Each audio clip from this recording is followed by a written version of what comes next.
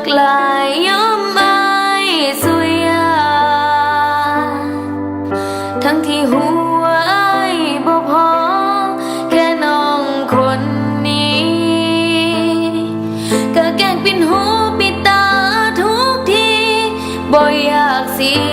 ยใจเกิดเป็นผู้หญิง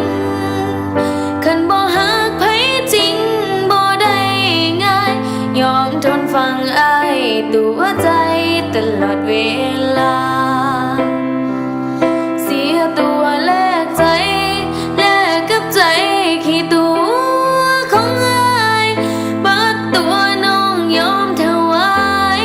บ่มีความหมายเลยบ่คนดีที่ยอมอายนั้นหวังสักวันสิฮักน้องอีหลีแต่อายตัวบ่เหลือเช่นดีเจ็บอีหลียามอายบอกหา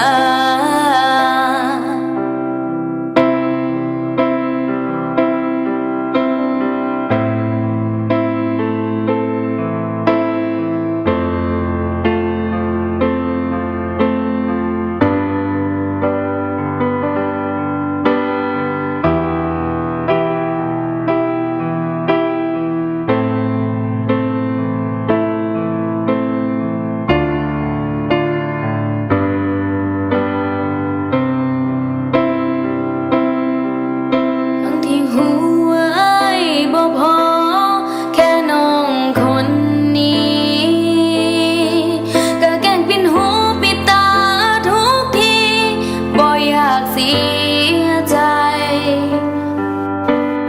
เกิดเป็นผู้หญิงคันบ่ฮักไผจริงบ่ได้ง่ายยอมทนฟังอายตัวใจตลอดเวลาตัวแลกใจแลกกับใจขี้ตัวของอายบัดตัวน้องยอมถวายบ่มีความหมายเลยบ่คนดี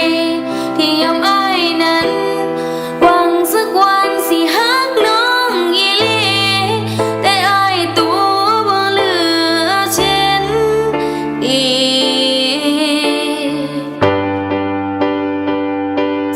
ตัวแลกใจแลกกับใจขี้ตัวของอายบัดตัวน้องยอมถวายบ่มีความหมาย